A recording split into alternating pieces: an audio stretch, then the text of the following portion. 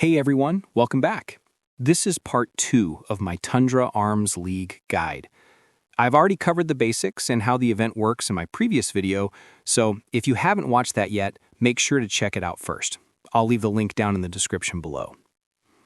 In this video, we're going to go over everything I didn't cover before, including the voting phase, registration process, and some important tips you really need to know before the event starts.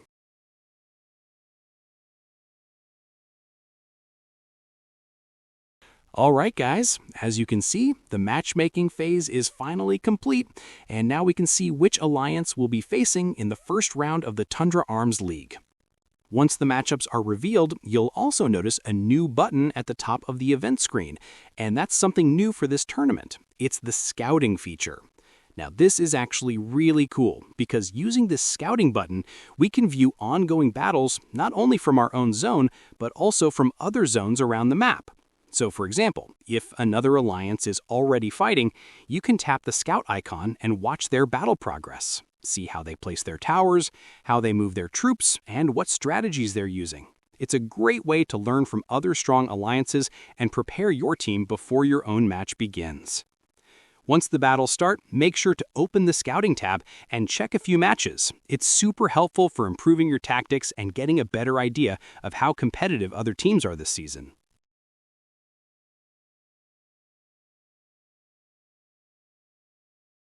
Alright guys, now let's move on to the schedule info section. As you can see, we're now officially in the elimination stage of the Tundra Arms League. So let's go ahead and tap on the Elimination tab. This is where you'll find all the details about the current phase of the tournament. Here, you can see your zone number and the group that your legion has been placed in. For example, my alliance is in Zone 32, and we're in Group A. Now this section is really useful because it helps you track every battle that's happening in your bracket.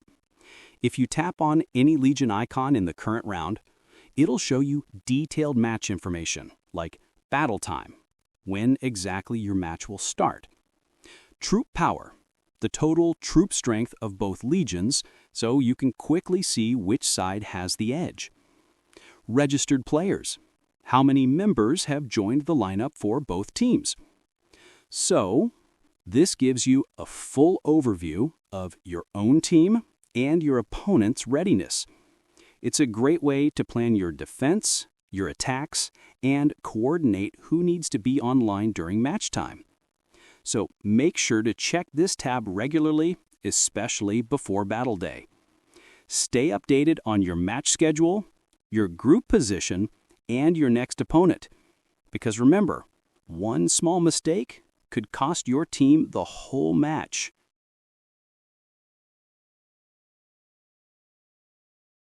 Alright guys, now this is something completely new. I've already talked about all the other parts in my previous video, but this one right here is a brand new feature, Match Prediction. If you've played the Frost Dragon Tyrant event before, you might already have a rough idea of how this works.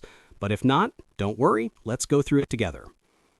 Before we start predicting, let's take a quick look at the rules, and I'll explain them in simple terms. Rule 1. Voting time.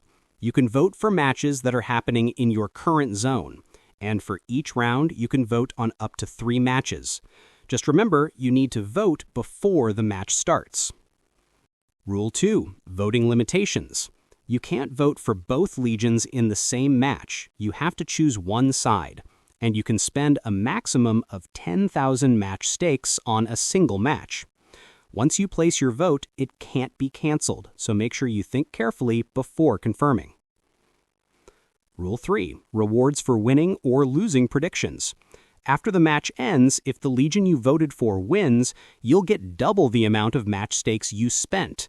For example, if you used 100 match stakes, you'll receive 200 in return. But if your prediction loses, you'll only get half of what you used back. Rule 4. How rewards are sent.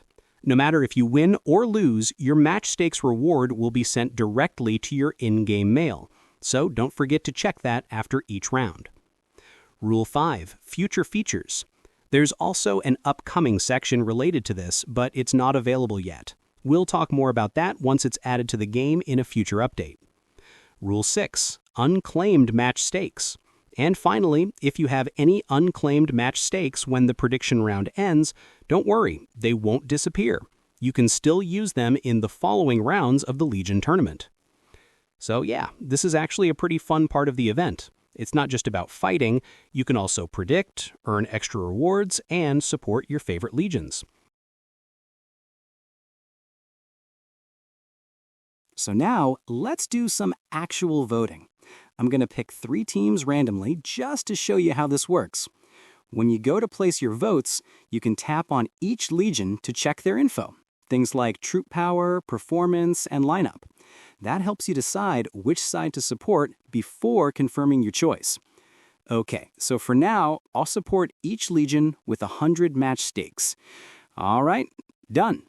Now, according to the rules, you can actually support the same team again as long as you haven't reached the 10,000 match stake limit for that legion. So let's try that. I'm going to add 50 more match stakes to one of the teams. And there we go. Now it shows 150 total for that team. That means if I win this prediction, I'll get 300 match stakes back. Okay, so now let's check the History button. Here you can see all your predictions, which legions you supported, and how much you spent on each. And if you open the Leaderboard tab, you'll find 2 sections. One shows the total income of players, and the other is the Jinx list, which basically highlights the players who had bad luck in predictions. But right now, these features are still locked. They'll unlock once the current battles end. So once everything updates, you'll be able to see your results, rewards, and overall ranking right there.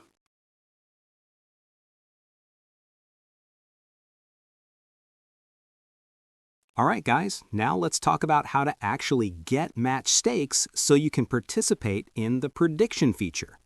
There are 2 main ways to get them. Way 1, playing the event. First, by playing the Tundra Arms League event itself. If your legion is in the top 64 in your zone, you automatically earn match stakes while participating in the matches. So just being active and registered in the event helps you build up your pool of match stakes. Way 2, daily and weekly missions. Second, you can earn match stakes by completing daily and weekly missions. These are simple tasks like logging in, training troops, killing polar terrors, gathering resources, and contributing to your alliance. Weekly missions include slightly bigger goals like logging in 5 days, using speed-ups, killing polar terrors, or predicting winning teams. Completing these missions gives you additional match stakes, which you can then use to support your favorite legions in the prediction feature. So that's it. Those are the main ways to get your match stakes and start making predictions. Stay active, complete your missions, and make the most out of this event. And that's it, guys. That's the full guide for the Tundra Arms League Part 2, from voting and registration to match predictions and how to get your match stakes. I hope this clears up everything you need to know so you can plan ahead and make the most of the event. If you found this video helpful, make sure to like, subscribe, and hit the notification bell so you don't miss Part 3 when the prediction shop comes out. Good luck to everyone in the league, and I'll see you in the battles.